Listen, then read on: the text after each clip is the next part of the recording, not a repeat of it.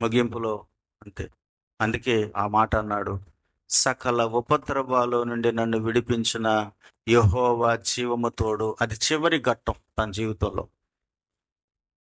చివరి ఘట్టం. నెమ్మది పొందుకున్నాడంట.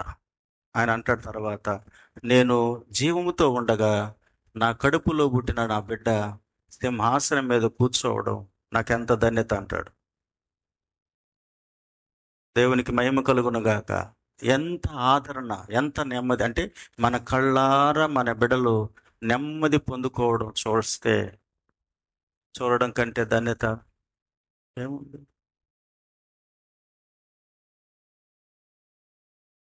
కదా. సౌలు, యోనాతాను, ఏమండి, వాళ్ళు ఒకే రోజు గిల్బోవ పర్వతం మీద చచ్చిపోయినారు. తన బిడ్డలు ఒకే రోజు అక్కడ అంటే తన బిడ్డలు అక్కడ చచ్చిపోతూ ఉండగా చూశారు. కానీ దావీదు తన కొడుకు సింహాసనం ఎందడం చూశాడు. ఎందుకో తెలుసా? దావీదు దేవుణ్ణి వదిలి బతకలేడు. సాగులకి అవసరానికి దేవుడు కావాలి, అంతేగాని దేవునితో జీవించాలనేది సౌలుకు లేదు. అవసరానికి దేవుడు కావాలంతే. ఆపదలు వస్తే దేవుడు కావాలి, శ్రమలు వస్తే దేవుడు కావాలి, శత్రువులు వస్తే దేవుడు కావాలి. కానీ దావీదుకు ఏమీ లేకపోయినా దేవుడు కావాలి. దేవునికి మహిమ కలుగునగా. అందుకే అన్నాడు, యెహోవా నా కాపరి అన్నాడు. యెహోవా నా కాపరి అన్నాడు. అంతే. నేను గొర్రె పిల్లను, ఆయన నాకు. అందుకే దావీదు జీవితంలో అంత గొప్ప గొప్ప కార్యాలను పొందుకున్నాడు. కనుక ఈరోజు ఉపవాస కూడికలో నా ప్రియమైన దేవుని సంగమా, మీరు నేను అందరం కలిసి మనం ఒక రోజులో దేవునితో ప్రత్యేకంగా గడిపే సమయం ఎంత, ఆ దినమంతట్లో దేవునితో మనం నడుస్తున్న ఉనికి ఎంత కదా. దేవుని యొక్క అడుగుజాడల్లో, దేవుని ఆలోచనల్లో, దేవుని నడిపింపులో మనం ఉండలేకపోతున్నాం. అలాగా మనం ప్రభుతో జీవించలేకపోతున్నాం. ఎప్పుడైతే అలాగా ఉంటామో ఆ గొప్ప నీడ, ఆ గొప్ప విశ్రాంతి మన బిడ్డలకు. అందుకే అంటాడు, ప్రయాసపడి భారం మోస్తున్న సమస్తమైన జనులారా నా యొద్దకు రండి, నేను మీకు విశ్రాంతిని కలుగు చేస్తాను. రండి, నా యొద్దకు రండి, నాతో సహవాసం చేయండి. లేఖనంలో మీ గురించి ఏం రాయబడి ఉందో దాన్ని తెలుసుకోండి. లేఖనాన్ని అనుసరించి మీరు జీవించండి. అప్పుడు మీ ప్రాణాలకు నెమ్మది.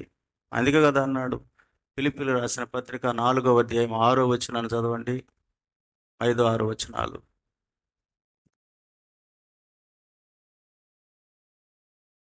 మీ సహవాసము ఆ ఆ ఉమ్,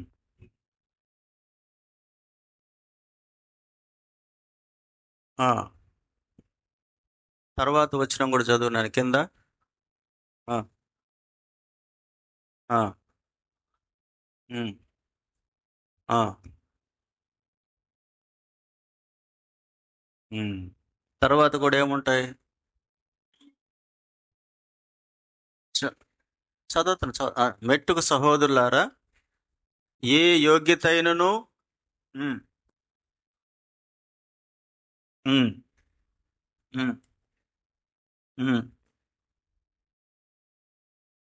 ఆ,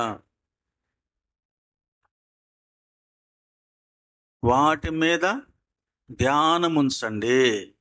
ఏవి శ్రేష్టమైనవో ఆ వాటి మీద ధ్యానం ఉంచండి. అప్పుడు ఏం దొరుకుతుంది? సమస్త జ్ఞానముకు మించిన దేవుని సమాధానం మీ హృదయములకు, మీ తలంపులకు కావలి ఉంటుంది. దేవుని సమాధానం ఏమంటే గందరగోళమంతా చేసేసుకొని దేవుని సమాధానం మనకు రాదు. ఏవి మాన్యమైనవో, ఏ రమ్యమైనవో, ఏవి ఖ్యాతి గలవో, ఏవి మాన్యమైనవో, ఏవి దేవునికి ప్రియమైనవో వాటి మీద ధ్యానం ఉంచండి. వాటిని ధ్యానం ఉంచండి, అవి చెయ్యండి, వాటిని వెతకండి, వాటిని కోరుకోండి.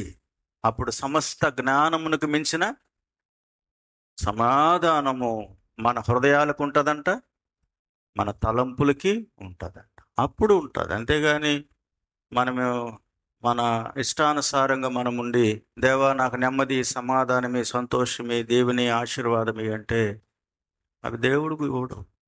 దేవుని దగ్గర మనం పొందుకోలేం. ఆయన దగ్గరికి వెళ్ళాలి, ఆయన అడగాలి. ఏవి రమ్యమైనవో, ఏవి ఖ్యాతి గలవో, ఏవి మాన్యమైనవో వాటి మీద ధ్యానము ఉంచాలి. అప్పుడే దేవుడిస్తాడు. కనుక ఈరోజు ఇట్లాగా మనల్ని మనం సిద్ధపరచుకుందాం. ఈరోజు ఈ మాట విన్నాం కదా, ఇది విని వదిలిపెట్టడానికైతే ఇంతసేపు కూర్చొని మనం ధ్యానించాల్సిన అవసరం లేదు. ఇవి మన ఆత్మకు క్షేమాన్ని ఇవ్వాలా, మన జీవితంలో ఒక మార్పు తీసుకురావాలా, దేవునితో మనం తీర్మానం చేసుకోవాలి. దేవుని యొక్క సహవాసంలో మనం శక్తిని పొందుకోవాలా. ఒక మాట చెప్పాను, ఏ వ్యక్తి కూడా తన శరీరాన్ని తను జయించలేడు, ఈ లోకాన్ని జయించలేడు, అపవాదిని జయించు వల్ల కాదు. ఒక మాట, నువ్వు అబద్ధం చెప్పకుండా నువ్వు బతుకు, నీ వల్ల అవుతుందేమో, మన వల్ల అవుతుందేమో. దేవుని ఆత్మ మనకు తోడు లేకపోతే ప్రతిదానికి అబద్ధం జోడిస్తాం.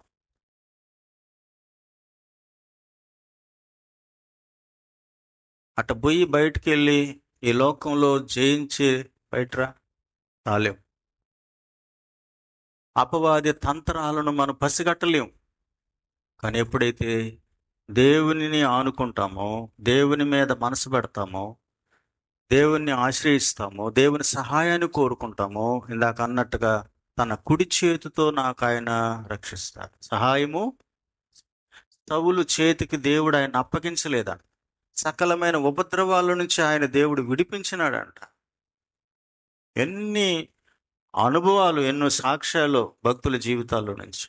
మనకి ఈరోజు మన వల్ల కాదు. తప్పకుండా మనం దేవుణ్ణి ఆశ్రయించాలి, దేవుని ప్రార్థించాలి, దేవుని శక్తిని పొందుకోవాలి. ఉదయకాలమే, ప్రాతకాలమే ప్రభు పాదాల దగ్గర మోకరించి కృపను కోరుకొని ఒక నియమముతో, దేవా ఈ దినమంతట్లో నీతో నడిచే జీవితాన్ని నాకు ఇవ్వండి కోరుకుంటే మనకు అడ్డుగా ఉన్న వాటన్నిటిని తొలగించుకుంటూ పోతాడు ఆయన. అందుకే గాఢాంధకారపు లోయల్లో సంచరించిన నీ దుడ్డు కర్ర, నీ దండము నన్ను ఆదరిస్తాయి. ఇలాగా మనం నడవడానికి తీర్మానించుకుంటే నిజంగా నీ జీవితంలో, నా జీవితంలో అవసరమైన వాటిని తప్పకుండా మన తండ్రి కనుక ఆయన ఇచ్చి మనం తృప్తిపరుస్తారు.